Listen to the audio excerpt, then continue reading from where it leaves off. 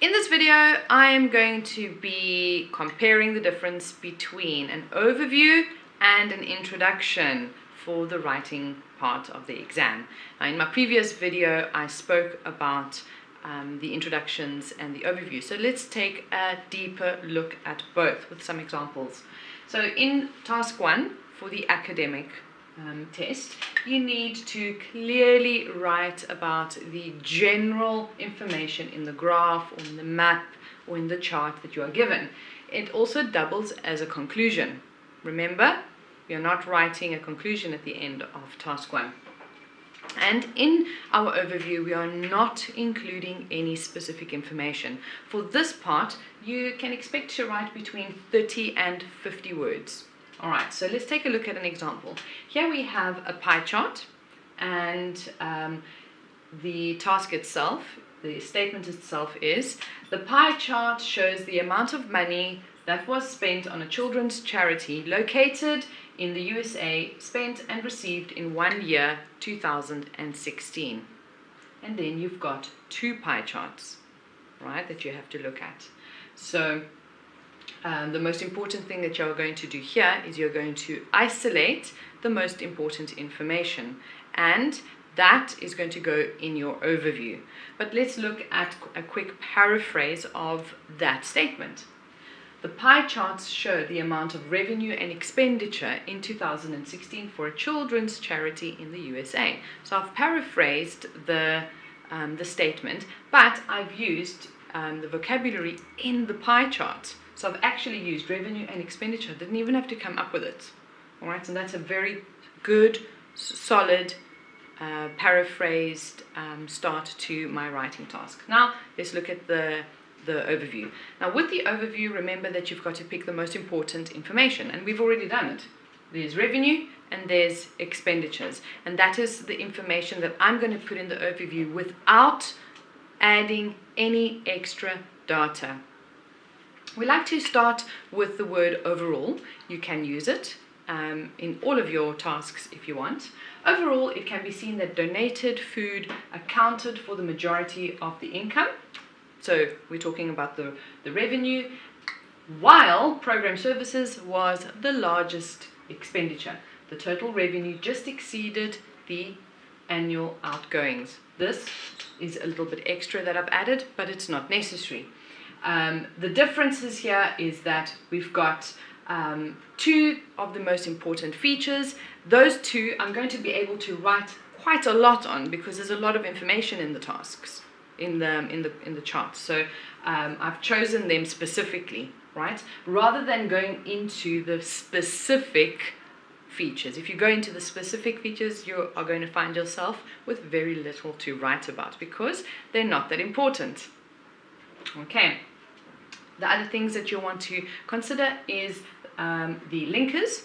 So here I've used while to link the two features together, and that gives you a robust overview. It not only introduces what I'm going to be writing about in the main portion of my writing task, but it also concludes. That is a good overview for task 1. Now let's take a look at task 2. So in task 2, you need to paraphrase the question, and it needs to be done effectively. Many students come to me and they say, oh, but teacher, what if I can't think of another word?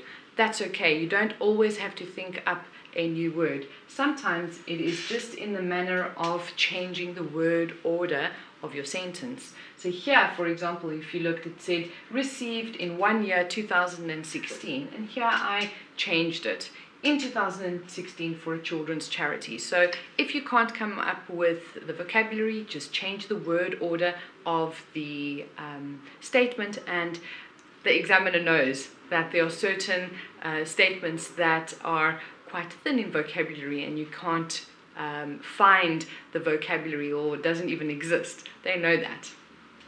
The next thing you want to do is the thesis statement. So important.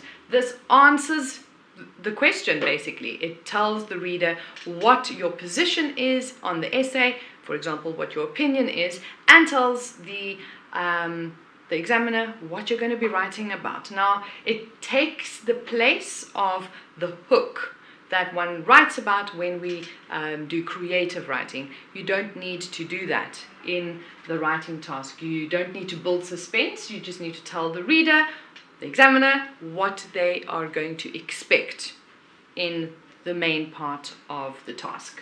So here is an example. More and more parents are allowing their children to play on computers and tablets as they think that children should learn technological skills.